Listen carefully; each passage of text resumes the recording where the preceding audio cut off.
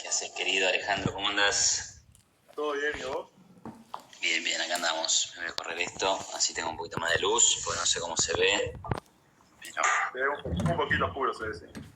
Oh. Ahí, mejor me parece, ¿no?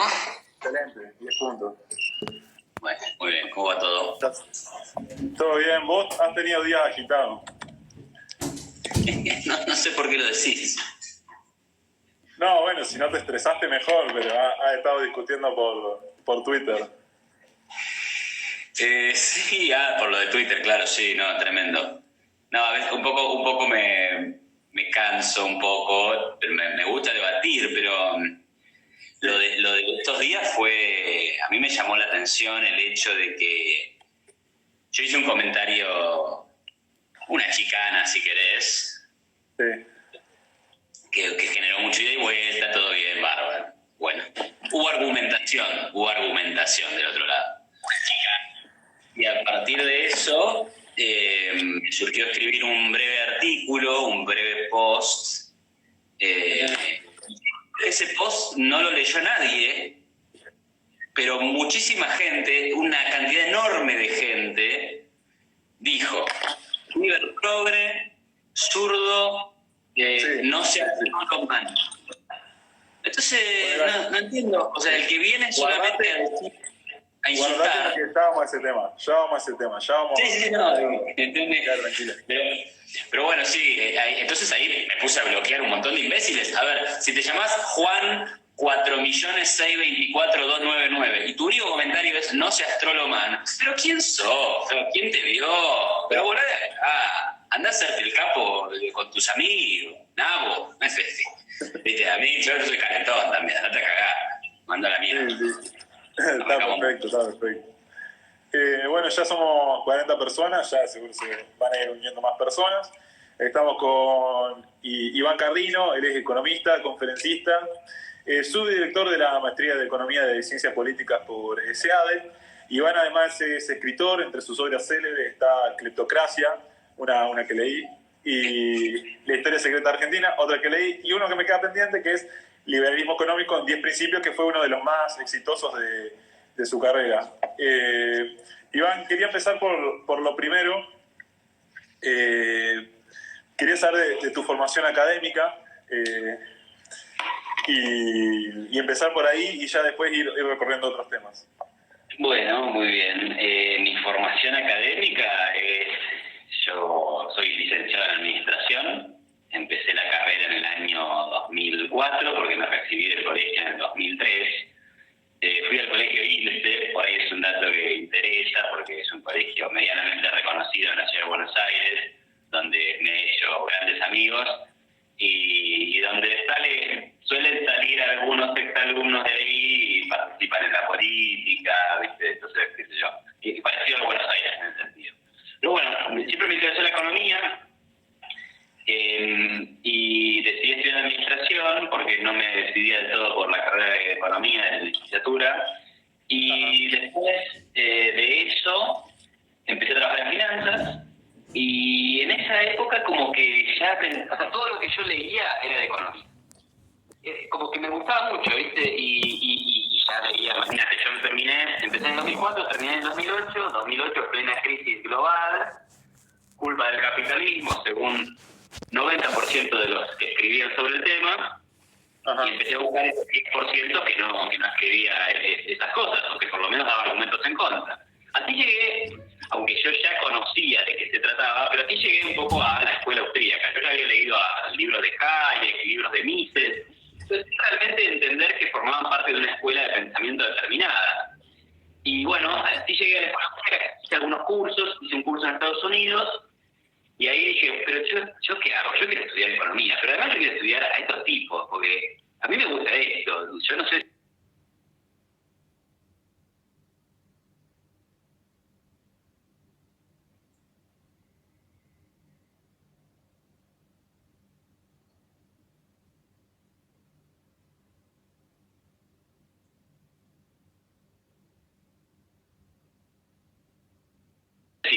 Si me interesa.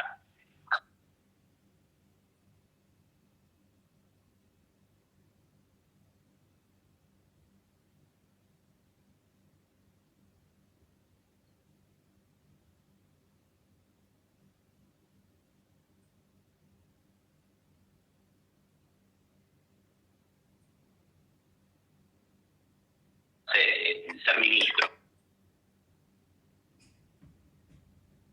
Permite.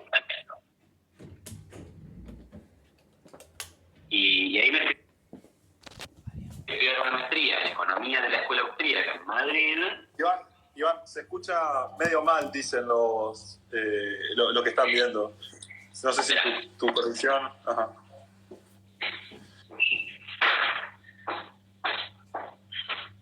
Bueno, para los que se van uniendo, estamos con Iván Carrino, economista, conferencista, subdirector de la maestría en Economía, Ciencias Políticas.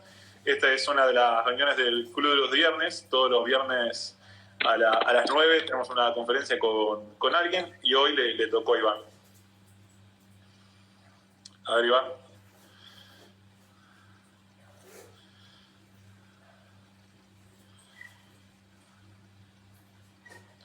Ahora no te escucho, Iván. Creo que ahora no sé si sale audio, si los demás escuchan.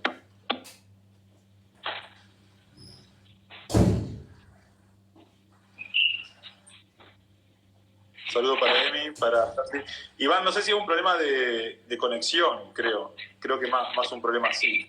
Yo estoy con Wi-Fi, a vos te veo perfecto, o sea, como si estuvieras al lado mío, te escucho muy bien. No sé si es el...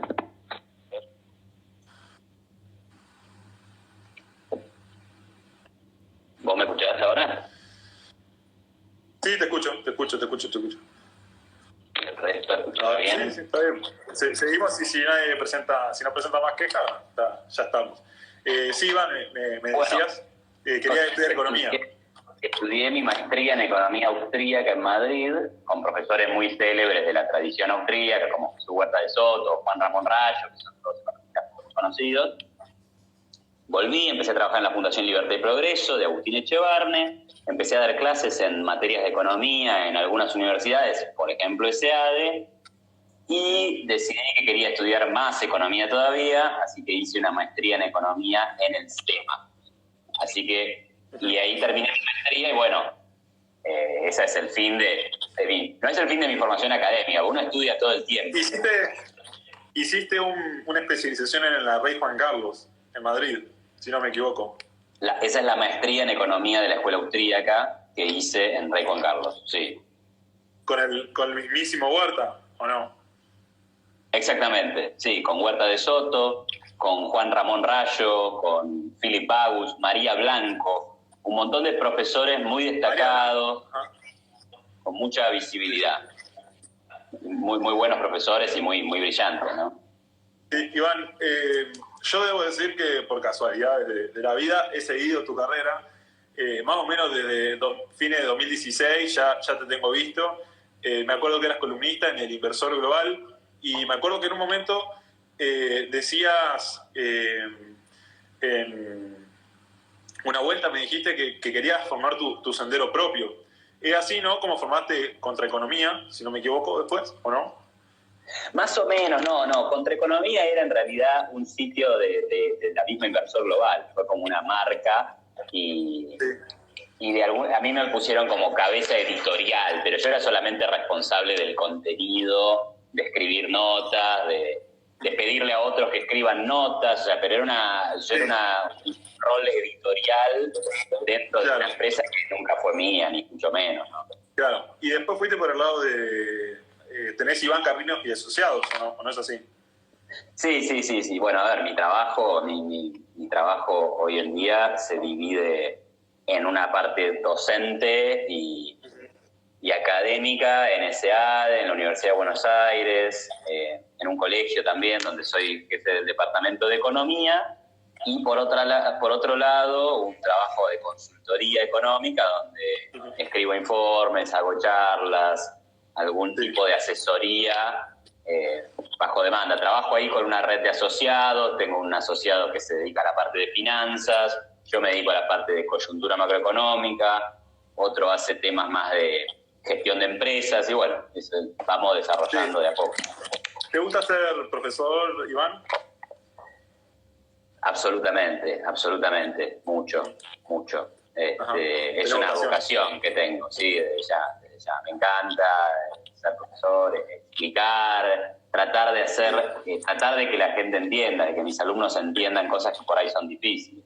Bueno, para los que no saben, Iván da clases en la UBA, en una materia lectiva, y él mismo, con Krause, ofrecieron a cualquier persona que esté interesada en el curso en que vayan, simplemente vayan y escuchen la clase y ellos lo van a ayudar. Eso fue formidable para mí. Esa fue una demostración de tu vocación, Iván. Sí, bueno, a ver, esa materia se llama Historia del Pensamiento Económico 2, es una materia optativa y solamente enseñamos economía de la escuela austríaca. A ver, ¿qué te pasa cuando sos profesor? Vos querés tener alumnos, o sea, dar un curso para pocos alumnos es medio frustrante. Y nos pasaba que en la UBA, o sea, las materias optativas, el alumno de la licenciatura en Economía tiene que elegir 2 materias optativas entre una oferta gigante, o sea, hay un montón de competencia, digamos. Y nos pasaba que teníamos pocos alumnos, digo, 4, 5. Entonces, un poco la idea fue, bueno, abramos esto a gente que por ahí no es estudiante de la carrera, pero le interesa la economía austríaca. Le interesa la economía, le interesa un curso de economía. Así que hicimos eso y la verdad es que en materia de inscripciones siempre fue fenomenal. O sea, los últimos 3 años tuvimos mínimo 50 personas inscritas. Después, hacia el final del curso, quedan menos. O sea, estábamos en 15. Sí, hoy, como todo. Sí. Algunas las deberían recursar también, como todo. Sí, pero claro, como en realidad es una cosa voluntaria y sin nota y sin... Bueno, es una cosa que la gente lo inscriben y dicen, bueno, trato de ir. Además es a las 7 de la mañana de los jueves, o sea que te la regalo también, ¿no? Hay que tener vocación los alumnos, una vocación también. Claro, sí, obviamente. Tendrías que hacer clases de economía con el profesor Iván Carrino, ¿viste? Como Huerta de Soto tiene la suya, vos tendrías que tener una playlist ahí con vos. Iván, ¿qué ha pasado? Vamos a hablar de coyuntura, vamos a hablar de qué pasó en estos días, que se ha despertado una nueva grieta. Vos vi un tuit la otra vez, no sé si era un tuit, pero que vos hace 10 años en uno de tus blogs, que he revisado también, has escrito unas columnas justamente por el tema del conservadurismo o el neoderechismo dentro del liberalismo. ¿Qué sucede? Uy, me haces hacer historia. Yo la verdad que tengo vocación por escribir hace muchos años. La primera vez que escribí una nota, escribí algo sobre Luis de Lía cuando yo estaba en 5º año del colegio secundario y lo pegué en la cartelera de mi colegio. Estamos hablando del año 2003. Después, no sé, un par de años después, empezaba a escribir cosas y las mandaba por mail. Y yo dije, che, qué pesado que sos mandándole mails a la gente con lo que escribís. O sea, un denso el pibe, ¿viste? Le escribí a mi tía, a mi vieja, y era como, no, pará, te molesto. Y ahí descubrí el tema del blog. Entonces dije, me voy a hacer un blog. Y voy a escribir ahí. En ese momento. Un blogspot, no sé, eso era el año 2009, 2010. O sea, hace 10 años atrás. Ajá. Y bueno, fue una forma como no invasiva de escribir mis ideas, y el que tenía ganas de leer leía y el que no. Y para difundir, mirá qué interesante, yo en ese momento leía mucho a Ayn Rand, me gustaba mucho Ayn Rand. Y para difundir, pegaba cartelitos de mi blog en el subte. Y unos chicos del Partido Liberal Libertario, porque en ese momento existía un Partido Libertario, tenían otro blog, se llamaba Que no te pisen. Y como vieron mi cartelito, se pusieron a comentar y yo conocí su blog y ahí nos conocimos con la gente del Partido Liberal Libertario. Y yo era claramente liberal, pero escribía medio como, no sé, medio lateralmente. No decía el liberalismo. Pero bueno, te la hago corta. Entonces, en esa época, y mirá vos, en esa época se discutía el matrimonio igualitario. Ajá. Y me acuerdo que Alberto Venegas Lynch, el pope del liberalismo, decía que no había que llamarlo matrimonio, de alguna manera se oponía. Y vos sabés que te tengo que decir que a mí el argumento me parecía convincente. Yo decía, matrimonio viene de mater, tiene que haber una mujer, bueno, es algo que tiene que ver con lo religioso, no habría que ofender a lo religioso. Ajá. Pero, entonces ahí yo decía, tiene sentido. Pero, por ejemplo, en la cuestión de la adopción, Ajá. yo, por ejemplo, bueno, a ver, la historia de ese artículo, yo veo una película que se llama Precious. La película Precious se ganó un Oscar, es de una chica negra, la historia de una chica negra. Sí. No puedes no llorar viendo esa película. Pero, claro, llorás media película. Violada por el padre, creo que violada por la madre, pero tiene una maestra en el colegio que le encuentra cariño y la quiere proteger. Y entonces se la lleva a vivir a su casa o algo así, ahora no me acuerdo exactamente bien, pero termina dándole amor, contención, autoestima. Y esa mujer estaba en pareja con otra mujer. Entonces yo un día digo, a ver, estamos discutiendo si los gays pueden adoptar, y la verdad es que el escenario de Precious, que es una historia real, puede ocurrir. Entonces, no es que todas las parejas heterosexuales sean malas, de ninguna manera, pero sí puede ocurrir un caso de una pareja heterosexual mala con su nene, con su nena, y que aparezca una pareja sustituta de la orientación sexual que sea, y que sea buena. Entonces digo, ya está. No se debe prohibir la adopción homoparental solamente por ser homo, porque eso no es lo relevante. Entonces ya desde el 2010 esos temas me daban vuelta en la cabeza. Después, la cuestión del matrimonio, ya perdí un poquito el argumento de Alberto, porque digo, a ver, acá es un tema civil, es el Estado el que te casa. Matrimonio será un concepto religioso, pero está tomado por la sociedad civil y por el derecho y por la legalidad actual. Sí. Entonces, si hay matrimonio, si existe la institución del matrimonio estatal, tiene que ser para todos. Bueno, exactamente. Si la Iglesia no quiere casar homosexuales, a mí me parece perfecto. Bueno, sí. Respeto la propiedad privada de la Iglesia. Ahora, el Estado no te puede discriminar por tu condición, que tampoco me gusta esa palabra, por tu orientación o por tu elección sexual. Alejandro Bongiovanni, querido, te mando un abrazo, sé que estás ahí. Hablo mucho de estos temas con él. Entonces, no te puede discriminar, eso es discriminación, eso es desigualdad ante la ley, y eso es inadmisible desde el punto de vista de la libertad y del derecho del individuo, ¿no? Pues estamos hablando de derechos individuales. Y hablando de casamiento, no hace mucho te casaste vos también. Sí, yo me casé, me acuerdo que puse un tuit ahí como diciendo, porque yo obviamente filosóficamente estaba en contra de que el Estado se meta en tu vida. O sea, para mí el Estado no te tiene que casar. Ajá. O sea, no se tiene que meter en esas decisiones privadas. Yo creo que de última es un contrato privado y chao. Sí. Pero bueno, sí. Casarte por iglesia, que estaba muy bueno, tenés que casarte por Estado, ¿viste? Sí, igual no me casé por iglesia, ¿eh? Así ¿No? que... Pero se viene. No creo, me casé hace 1000 años, no, olvídate, no hay casamiento. No se viene. No, en algún momento. Yo quiero que haya fiesta y quiero hacer trencito con... Hubo fiesta en su momento, hubo una reunión, pero no somos católicos practicantes. Justamente Iván, quería este tema porque lo había anotado. Bien conocemos la Fundación Acton, que es creyente, o sea, es cristiana, defiende los valores cristianos y católicos, y es defensora de la democracia liberal. ¿Vos qué pensás de la compatibilidad entre la religión y el liberalismo? ¿Las ideas se contraponen a veces o son los individuos que distorsionan ideas que hacen que se contrapongan? Sí, no, ahí me parece que está buenísimo el trabajo que hace Acton, el trabajo que hace Gabriel Zanotti. Hola, Sugo, querido, saludo a un amigo, perdón, te quiero mucho. El trabajo de Gabriel Zanotti, de Cecilia Vázquez-Her, el trabajo del padre Robert Sirico, ¿no? Que en Estados Unidos también hace toda esta labor.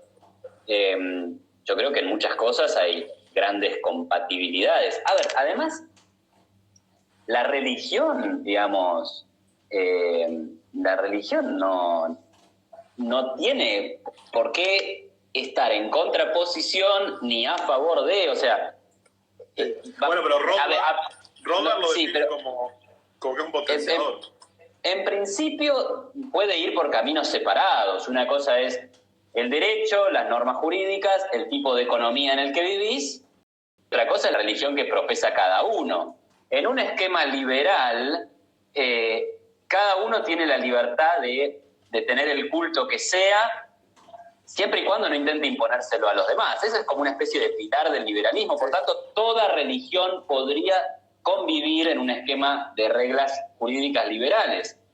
Entonces ya está. Lo que pasa es que hay algunas ideas que tienen que ver con la moral, con el deber ser, que ahí podrían llegar a confrontar, ¿no? A ver, esta moral de, como diría Ayn Rand, por más que sea o no así, la moral del sacrificio.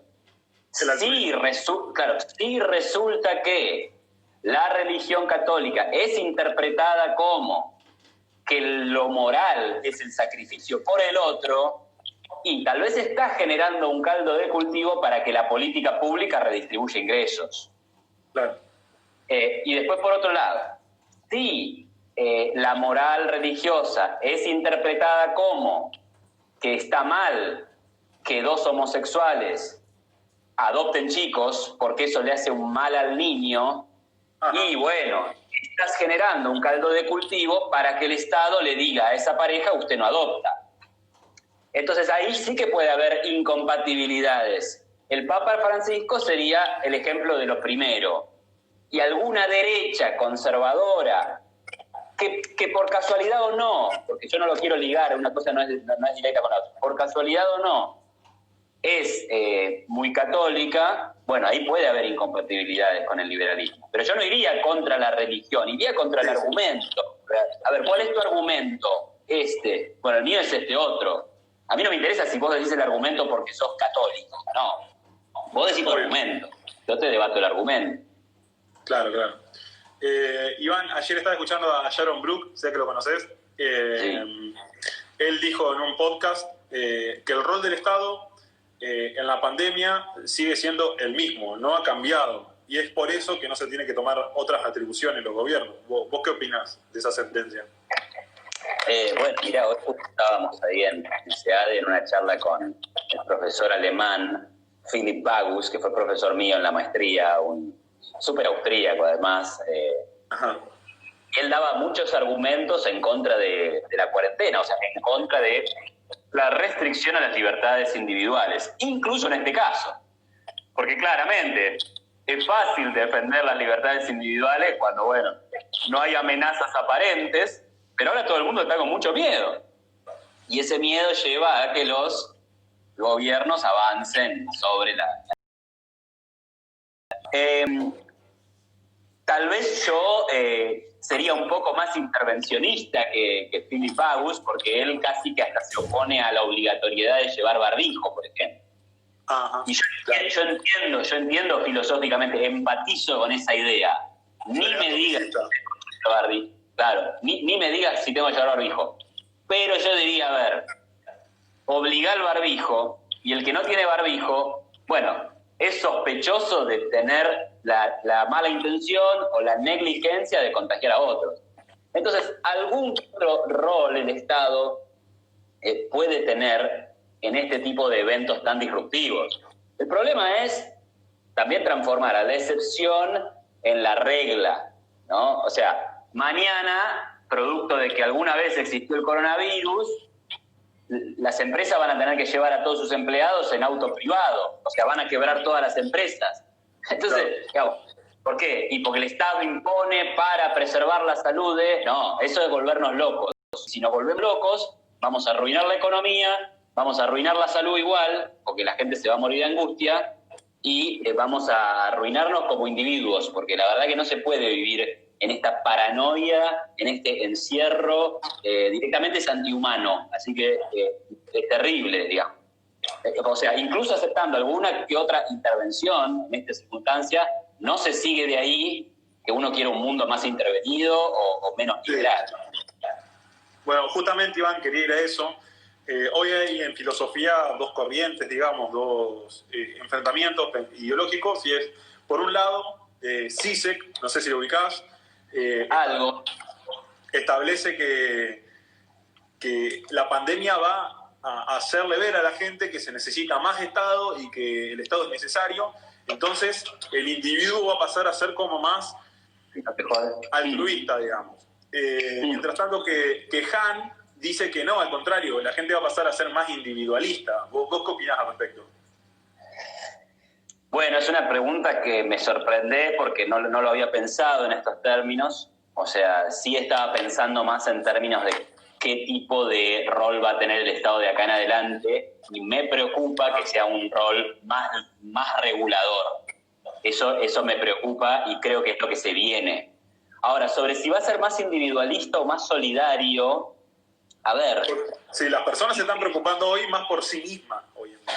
Por eso, lo que hoy vemos es una especie de... A ver, nos han infundido tanto miedo que el vecino es un enemigo.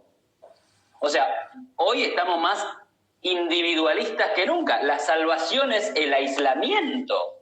Que eso, recordemos, lo sabés vos y lo sé yo, y creo que lo saben todos los que están mirando. Liberalismo no es aislamiento. Es más, individualismo tampoco es aislamiento. Es decidir vos con quién te querés unir. Pero, a ver, a todos nos faltan nuestros amigos, nuestras reuniones en los bares, nuestras salidas, nuestras familias. Digo, nuestros compañeros de trabajo, a los que no te bancás cuando los ves todos los días, hoy los querés abrazar. Entonces yo dudo de que nos volvamos...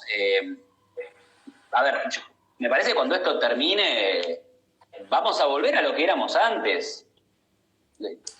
Ni ultra individualista, como dicen los zurdos, que hacen una desfiguración de lo que es el individualismo. Sí. Y más solidario quieren que seamos. Sí sé que no sé a qué se estará refiriendo, la verdad. Los países más solidarios son aquellos más capitalistas. ¿Por qué? Porque la gente más rica tiene más plata para donar. O sea, acá anda a pedir plata, anda a tener una ONG en Argentina. Si la gente no tiene tanto con sus propias preocupaciones, no se puede dedicar a los demás. Al margen de eso hay un montón de solidaridad acá. Pero las donaciones son infinitamente mayores en Estados Unidos de lo que son en Argentina. Claro. Bueno, justamente, siempre me das el pie para cambiar de tema. Justamente te quería hablar sobre Estados Unidos. Vos escribiste un libro muy importante. Bueno, para los que recién se conectan, estamos con Iván Cardino, economista, conferencista, subdirector de la Maestría en Economía y Ciencia Política en ESIADE. Iván además es escritor entre sus célebres obras está Cleptocracia, 2015, La historia secreta de Argentina y Liberalismo económico en 10 principios, su último y más grande éxito, diría yo. Justamente, Iván, yendo a tu último libro, me preguntaba si qué pasa, ¿no? Hay una disrupción de lo que es Donald Trump entre los liberales, ¿no? Hay unos que lo adoran y hay otra corriente como Juan Ramón Rallo, justamente María Blanco también, que dicen que no, que él es ajeno al liberalismo, que está fuera del movimiento, y hay gente que lo considera muy importante para el liberalismo. ¿Vos qué opinión tenés acerca de él? Bueno, como muchos líderes políticos, siempre es muy difícil hacer una clasificación tan blanco o negro, ¿no? Sí, por ejemplo, sí. Ronald Reagan debe ser el considerado más liberal por parte de los liberales en materia de política económica en los últimos 50 años de Estados Unidos. Pero si vos ves lo que pasó con el déficit fiscal durante la presidencia de Ronald Reagan, se agranda año tras año. Y acá los liberales en Argentina, ¿de qué nos preocupamos? Número uno, del déficit fiscal. Entonces vos decís, ¿y eso es liberal o no? Bueno, diríamos, Reagan hizo muchas cosas liberales y muchas cosas no liberales. En el caso de Trump, yo soy muy crítico de todo el discurso nacionalista y proteccionista de Trump, y eso me parece que, por supuesto, que lo hace estar fuera del liberalismo. Ahora, ha bajado impuestos, ha bajado regulaciones, y su posición en esta pandemia ha sido de tratar de no imponer más restricciones a la libertad de la gente, ¿no? Todo el mundo lo corría por izquierda o no sé por dónde, diciéndole, usted tiene que pedir la cuarentena. Hay un tuit fenomenal de un autor americano que se llama Jeffrey Tucker, que dice que se ríe de una contradicción de la izquierda, que es, le viven diciendo a Trump que es un dictador y ahora le están pidiendo que sea más dictador que siempre y que ponga una mega cuarentena en el país. O sea, ahora lo corren por no ser suficientemente dictador. Es ridículo, ¿no? Entonces, claro, qué sé yo, Trump, y bueno, tiene sus cosas y tiene sus otras cosas. A ver, toda esta cosa contra los medios tampoco me parece algo liberal, aunque él no es que te va a regular el medio y te lo va a restringir. Pero bueno, hay matices, hay cosas de un lado y cosas del otro. Bueno, justamente con estas matices, Iván, ¿vos qué crees que el liberalismo debe hacer? ¿Ser pragmático, hacer una fórmula pragmática, o mantener su purismo y empezar a crecer a partir de ahí y empezar a convencer gente a partir de ahí? Nadie tiene una respuesta correcta para esa pregunta. ¿Cómo voy a decir yo qué tiene que hacer el liberalismo si el liberalismo es un conjunto de ideas que está en permanente evolución, con algunos pilares que sí, que creo que compartimos muchos? Sí, cuando digo muchos... Que se denominan autoliberados, no. ¿sabes? Sí. Ahora salto ahí, digo. Cuando digo muchos, digo liberales libertarios, digo la gente de la derecha que dice que es súper liberal, y digo también gente que es pro redistribución de ingresos, pro un Estado más intervencionista, pero que igualmente tienen mucho en común con nosotros en términos de libertades individuales, de un Estado que no restrinja la prensa, de un Estado con poderes divididos. O sea, a ellos yo también los diría, esto es la familia grande. Ahora, por eso digo, la política, yo dando un consejo a los partidos políticos, olvídate, yo voy a hacer cualquier cosa. Yo me dedico al mundo de las ideas. A mí me interesa el debate de ideas, el debate de argumentos, el debate por buscar los razonamientos más correctos posibles, ¿sí? Esta idea de buscar la verdad. Bueno, la verdad no sé, pero por lo menos armemos un buen argumento que sea coherente, que esté basado en la evidencia. Y ahí en esa carrera me voy a enojar cuando algunos que se dicen liberales hacen cosas que no me parecen compatibles con el liberalismo. Entonces, en el plano de lo político, yo no soy un buen jugador, porque yo creo, y ahí es una opinión sobre la política, que si vos querés ser exitoso en la política, tenés que aglutinar. O sea, tenés que poder generar una buena base de seguidores, y una buena base de seguidores es necesariamente una base heterogénea, amplia, con un montón de diferencias en un montón de cosas, pero que con algunas cosas dicen, este es mi liderazgo. Y bueno, y ahí si uno se queda con, no, yo con vos no me junto, yo con vos no me junto, yo con vos tampoco, son todos malos menos yo, eso me parece que no es conducente para la política. ¿Es conducente para otras cosas? Sí, para otras cosas sí, para escribir, para organizar debates, para profundizar en la búsqueda de la verdad. La política es otra cosa. Iván, yendo al plano de la política nacional, te quería preguntar sobre, digamos, las tres últimas grandes corrientes que hubo políticas en Argentina, que fueron, digamos así, el menemismo, el kirchnerismo y el macrismo. Te quería preguntar, empezando por Menem, ya que hay muchos disturbios en el sector liberal por esto, te quería preguntar qué opinión te merece esa administración. O sea, escuché un rato largo del vivo que hiciste con Gustavo Lázari la vez pasada. Ajá. Y él hablaba de esto, entiende mucho, vivió la época. El primer gobierno de Menem hizo reformas dignas de aplaudir de pie. Privatizó empresas, puso la convertibilidad, despidió empleados del sector público, el déficit fiscal naturalmente se achicó, bajó retención, eliminó todas las restricciones para exportar, o sea, desreguló la economía. Una economía que era cerrada la metió en el Mercosur, que dentro de todo era una mejora marginal para lo que veníamos. El problema que tuvo Menem fue la segunda presidencia, con un desborde del gasto público, que generó un problema fiscal insostenible y una tremenda crisis, porque cuando hay moneda dura, es más difícil manejarla. No podés salir con el atajo de la inflación, con el atajo de un dólar que puede, chao.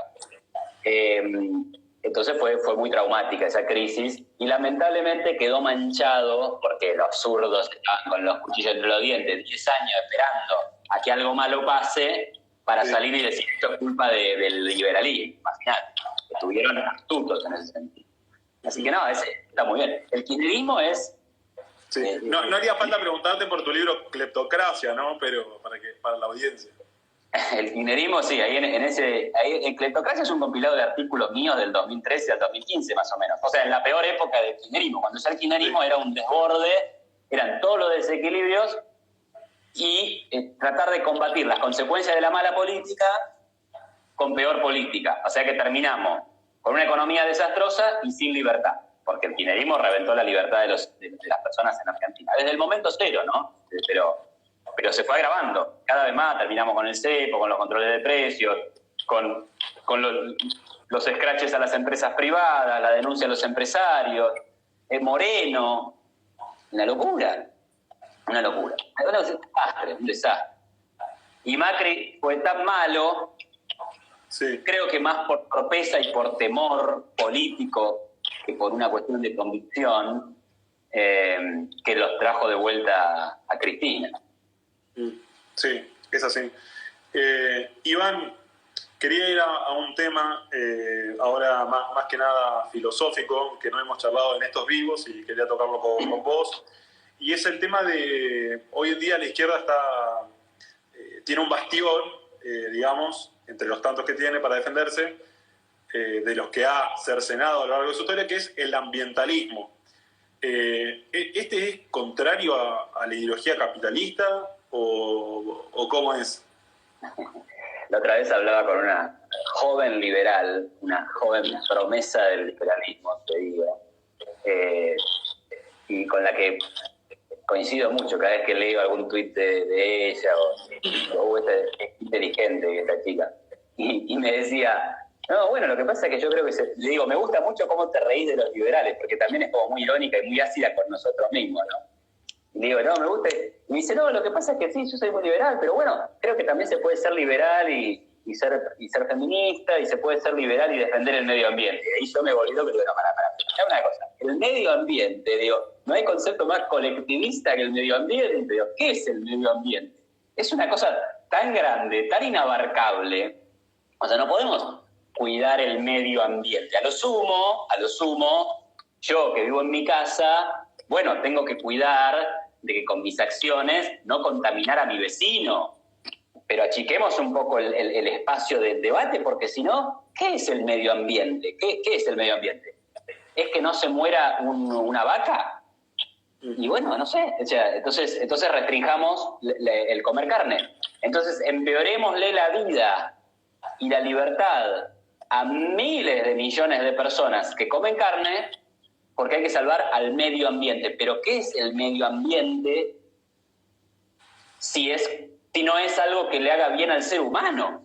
A ver, razonamientos ridículos de esta cuarentena, de esta coronavirus. Como la gente está en su casa, tenemos carpinchos caminando por la calle. Pero, a ver, ¿a qué costo? Si vos querés carpinchos caminando por la calle, comprate una calle y tenés carpinchos. ¿Me entendés? Entonces, se va a acabar el petróleo en el mundo. Bueno, el día que se acabe y que la gente crea que eso es muy importante, pagará más por el petróleo y habrá una forma de hacer una especie de nuevo petróleo o habrá una fuente de energía que lo reemplace. Entonces, la verdad, yo no sé, no creo que sea absolutamente incompatible. De hecho, hay muchos argumentos que dicen, a ver, las economías más capitalistas son las que menos contaminan, o sea que ya estaría un poco resuelto el tema, pero no sería mi preocupación, no sé si como liberal o como analista o como economista, decir, hay que cuidar al medio ambiente. No, tenés que cuidarte a vos, tenés que cuidar a los tuyos y no tenés que dañar a terceros, punto. O sea, y tampoco tenés que dañar el medio ambiente del tercero. ahí hay un tema de cosas difusas, externalidades, el aire que pasa por vos, yo no te lo puedo contaminar, ok, pero hagámoslo más concreto, porque si el medio ambiente es que no se mueran 2 palomas, no, porque eso es imposible de hacer sin sacrificar al ser humano. No me parece bien sacrificar al ser humano. Bueno, justamente iba a ir por otro lado, pero me das el pie para preguntarte sobre otra cosa que está relacionado, y es sobre el veganismo. No hablo como veganismo como elección personal, ¿no? Hablo como veganismo de activismo y imposición y esa parte. ¿Qué te parece a vos? ¿Qué opinión te merece? Sí, claro. Bueno, por supuesto que yo no creo que nadie tenga derecho de decirme a mí que no puedo comer carne. Uh-huh. No tenés derecho a imponerme eso, ¿no? No tenés derecho a romper de la vidriera un local a una parrilla. Uh-huh. Es propiedad privada. Si te interesan los animales, compralos. O tener una granja y crialos vos. Uh-huh. De hecho, este argumento por ahí puede resultar chocante para alguien que esté en ese lado del mostrador o que piense eso, pero si no fuera porque los seres humanos tomamos leche y comemos carne, las vacas por ahí se habrían extinguido. O sea, la vaca no es un animal que sobreviva en estado salvaje.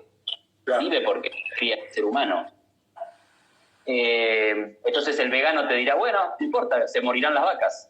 Morirán las vacas en estado salvaje, pero no les generaremos el daño de matarlas para comerlas. A ver, yo creo que es interesante porque eventualmente, la sensibilidad colectiva, que es la suma de las sensibilidades individuales, puede ir cambiando, ¿no? En el año 1780 uh-huh. Era muy normal, no era mal visto que niños menores de edad trabajen. Yo diría lo siguiente, el capitalismo permitió que algunas familias se enriquecieran. Esas familias ricas sacaron a los chicos del trabajo. Dijeron, no, yo te voy a dar no quiero hacer tanto, te podés quedar en casa, yo te mantengo como padre. Y eso fue generando cultura. ¿Qué cultura? Que trabajen está mal.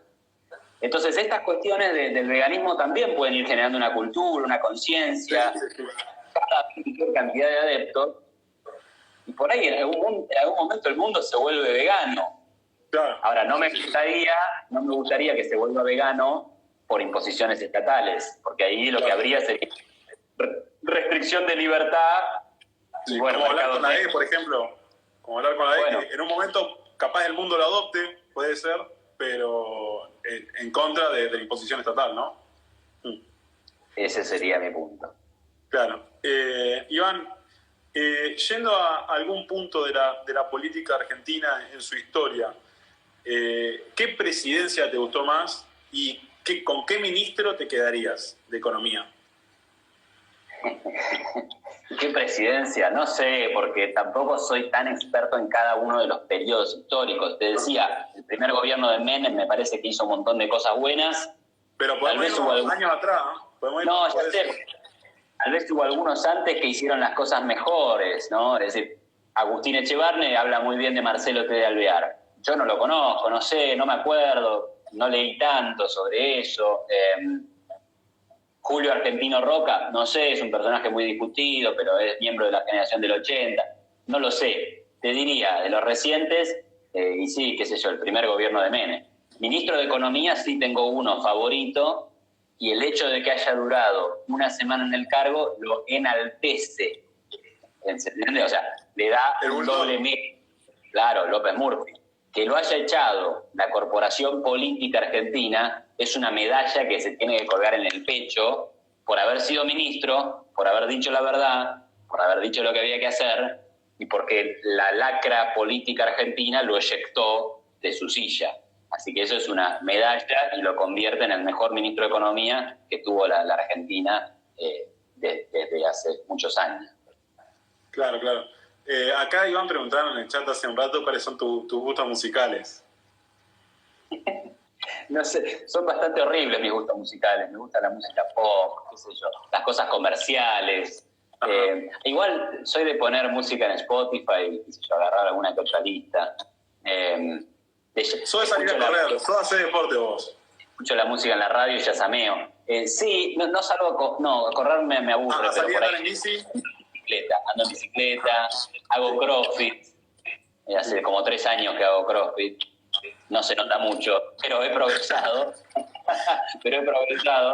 Y ahora nada, me quiero matar, o sea, porque de alguna manera me había gustado la dinámica de ir al gimnasio, algo que nunca me había gustado en la vida. Con CrossFit sí, y ahora nada, por suerte tengo una terraza, subo, hago alguna cosa. Me divierto, me gusta, pero no es lo mismo, la verdad. Es un bajón. Acá dicen cuánto levantás de press plano. También. No, se está desvirtuando todo. Ni idea. Iván, ¿cómo es? Te quería preguntar sobre un libro de cabecera que vos tengas. Y si querés podemos poner 2, uno medio novelístico como Rand y otro más académico, filosófico. Yo tengo un video en YouTube donde recomiendo 5 libros, que son 5 libros que me han gustado mucho. Uno de ellos es de Ayn Rand, pero no es una novela, se llama La virtud del egoísmo. Y me gustó mucho en su momento, después cambié mi visión sobre algunas cosas, porque ahí Ayn Rand hace como una especie de orden inamovible, de una especie de moral absoluta, de leyes incambiables, y últimamente cambié un poco mi aproximación, ¿no? Así que Ayn Rand, La virtud del egoísmo, no es mi libro de cabecera, es un libro que sí me gustó mucho en su momento y es bueno para entender un poco de qué van los derechos individuales, el individualismo, sacarle la negativa connotación a egoísmo, ¿no? Ese sería uno. Me gusta mucho uno que se llama 6 lecciones sobre el capitalismo de Mises, que hoy se consigue con el título Política Económica. Es buenísimo. Gran introducción a qué es la economía liberal. Y después te diría que me gusta mucho La fatal arrogancia de Hayek. Es un libro de Hayek que se publicó, creo que después de que él se muriera, y es fantástico. Claro, sí, fue el último libro que escribió. Sí, sí. Exacto. Y es clave porque él habla sobre esta arrogancia de los gobernantes que creen que saben cosas que no saben, pero además es muy interesante el concepto de orden espontáneo, de instituciones que compiten. O sea, la vida es prueba y error, el derecho es prueba y error, el lenguaje es prueba y error, todo es prueba y error. Algunas cosas quedan porque salen bien. Es muy interesante. Cuando vos ves el mundo así, no sos dogmático, no te podés volver un dogmático. Claro. Y van a decir, esto es un relativista, no es relativista. Es permitamos que la gente pruebe y se equivoque o no, y veamos qué surge, pero estás siempre abierto a cosas nuevas, a ver qué pasa.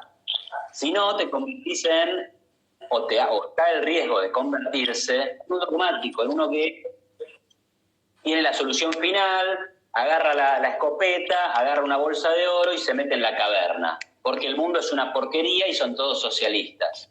No, viejo, eso no es forma de vivir, ¿viste? No es forma de vivir. Hay que tener otra aproximación al mundo. Bueno, Hayek es todo eso. O yo saqué de ahí todo eso, qué sé yo. Por ahí otro saca otra conclusión. Sí. ¿Esos 3 serían? Sí, ya más, no. Hay otros 2 más ahí, pero bueno, ya está, métanse en el Sí. No, con tiempo. Uno es un manual de economía que se llama Principio de Economía, que es Gregory Mankiw, es un libro de universidad. El primer libro que lees en la universidad. Bueno, vos estudiaste ingeniería, pero por ahí lo leíste en materia de economía, ¿no? Yo leí es un libro. Barro. Bueno, no lo tengo leído, pero claro, es muy bueno. Barro es un tipo más cercano a nuestras ideas. Mankiw también, porque después hay otros introductorios que no. Así que no, es fantástico. ¿Y cuál es el quinto que recomiendo? Me lo olvidé ahora, no sé cuál será. Pero bueno, entre esos ya te dije un montón. Ok. Ya tocaste el tema de Hayek y te quería preguntar, él en Camino de Servidumbre, dice que las libertades económicas como que están primero o permitieron las libertades sociales, digamos. Es por eso que se usa como argumento que el liberalismo es más cercano como a la derecha, que permite esta economía, digamos, esta libertad económica, que de la izquierda, porque primero prohíben libertades económicas lo de izquierda y después también. ¿Vos qué opinás? Es interesante. Vos sabés que estoy releyendo ese libro. Se ve que todavía no llegué a esa cita, así que no sé bien en qué contexto dirá, o sea, a qué llama libertades sociales. Yo, digamos, te diría, si hay libertad económica, hay más riqueza, la mayor riqueza tiene consecuencias sociales muy interesantes. Por ejemplo, no trabajan los niños. Por ejemplo, la mujer que está casada con un hombre que la maltrata se puede divorciar. Por ejemplo, las uniones entre personas se hacen por amor y no por dinero, porque el dinero lo conseguís en el mercado laboral. Posibilidad de dedicarse a la política porque hay más plata para financiar el pensamiento, hay más plata para financiar el arte, hay más plata para financiar a los intelectuales.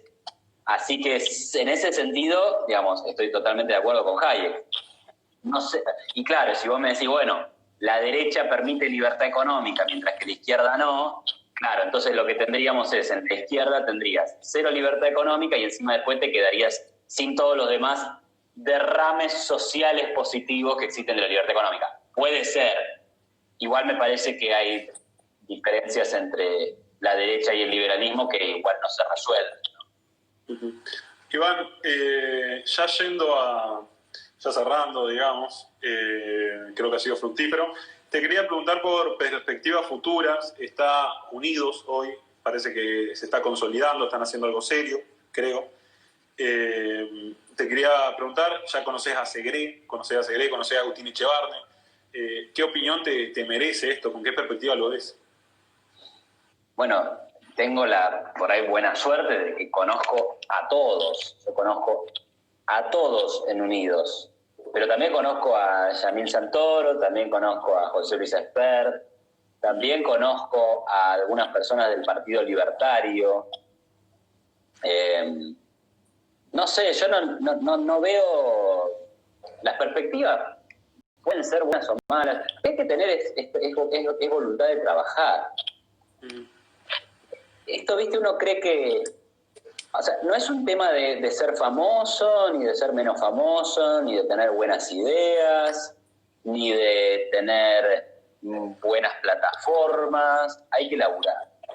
La política es un trabajo... Yo no hago política partidaria, no me gustaría estar en ningún partido político, ni en los liberales, ni en los de izquierda, obviamente, ni en el PRO, ni en el kirchnerismo, por supuesto. En ningún partido político. ¿Por qué? Porque hay que trabajar. Y yo prefiero trabajar en mis cosas en vez de trabajar en la política. Y la política, además, sospecho que es un laburo bastante ingrato, por más que dicen, viste, no, los parásitos de la política. Sí, bueno, el que llega, pero anda a llegar. Hay que hacer un laburo. Digo, ahora, yo conozco a Marco Hilling Olson mucho. Marco Hilling Olson ha hecho mucho trabajo en la política. Marco Hilling Olson probablemente podría haber vivido de economista en una empresa del sector privado, ganando muy buena guita. Y en algún momento de su vida, a los 20 y pico de años, dijo, no, me voy a dedicar a la política. Y empezó todos los días de su vida a buscar aportantes para su campaña, para su partido, afiliados, caminando la calle. Te tiene que gustar. Tenés que amar eso, porque se te va la vida. Entonces, las perspectivas son enormes en la medida que haya voluntad de trabajar de manera seria y profesional. Aplica para todos los partidos liberales que veo circulando. Cada uno tendrá más o menos trabajo, de eso va a depender. Y obviamente, un poco de carisma, un poco de suerte, no te lo niego, más vale. Pero lo más importante es el trabajo y el profesionalismo, y la dedicación. Y ahí sí, ahí ya va mi expresión de deseo. Me encantaría que uno de esos partidos, o todos juntos, o separados, pero que al menos haya una referencia. Me encantaría que haya 5 diputados liberales y que le digan a todos que no. Regulaciones, no. Suba de impuestos, no. Tarifa, no. Todo no. Listo, me encanta. Ojalá. Y obviamente, ¿sabes lo que va a terminar pasando? Alguna cosa le voy a criticar a ese diputado, obvio, porque nosotros somos intelectuales, no nos gusta la política y vamos a traer el pelo al huevo, pero no nos den bola. Los que hagan política, no nos den pelota. Hagan política. Parte de hacer política es decir, bueno, sí, de carrino tomamos estas 2 boludeces que dicen, pero vamos a laburar, dejá, que se quede ahí en sus ideas. Sí, claro, pero obvio. Porque si no, no es política. Iván, ahora yendo a ya la última pregunta, te quería preguntar por este resurgimiento del liberalismo, ¿por qué a qué se le atribuye, crees vos? ¿Y cómo ves a futuro todo esto? Sí. Bueno, yo creo que el resurgimiento del liberalismo tiene que ver con la caída del kirchnerismo en Argentina, Ajá. con la caída del socialismo del siglo XXI a nivel regional. O sea, Maduro sigue ahí, pero su país está en un incendio. Perdió Tabaré Vázquez, perdió Bachelet. De Evo Morales no hablo porque no conozco el tema y no quiero opinar de temas sensibles. Pero digamos que hay una caída de los regímenes más izquierdistas. Y hablando específicamente de Argentina, tenés la caída del kirchnerismo. Cuando un esquema de intervencionismo fracasa en la economía, agota a la gente por 4 años, de 2011 a 2015 fue una muy mala economía, muchas restricciones, mucho autoritarismo, la gente se cansó. Empezó a pedir otras explicaciones. En esas otras explicaciones apareció la Fundación Libertad y Progreso, por ejemplo, con Agustín Echevarne, donde yo trabajaba, pero lo hablo sobre todo por el trabajo de la Fundación. José Luis Espert no es que apareció. José Luis Espert hace 20 años que dice lo mismo. Lo que pasa es que empezó a tener más cámara. Lo mismo Roberto Cachanó. Y después allá por el 2014-2015 apareció el torbellino Milei. Y sí, claro, y esas cosas, a ver, entonces empezás a combinar la decadencia de un modelo, la aparición de buenas explicaciones y la aparición encima de personajes cautivantes, y esto es una descripción objetiva, cautivantes. Bueno, que ya está, el combo está completo, ¿no? Está completo. Además, Milei no es solo un fenómeno argentino, es un fenómeno latinoamericano, hasta hispanoparlante. Entonces, bueno, ahí tenés una explicación un poco de por qué hay un resurgimiento del liberalismo, y es fantástico y me encanta que eso exista. Y creo que a futuro nos va a ir bien también, o sea, creo que hay un montón de nuevos jóvenes interesados en esto, así que por lo menos sabemos que no vamos a morir, que va a haber liberalismo para rato.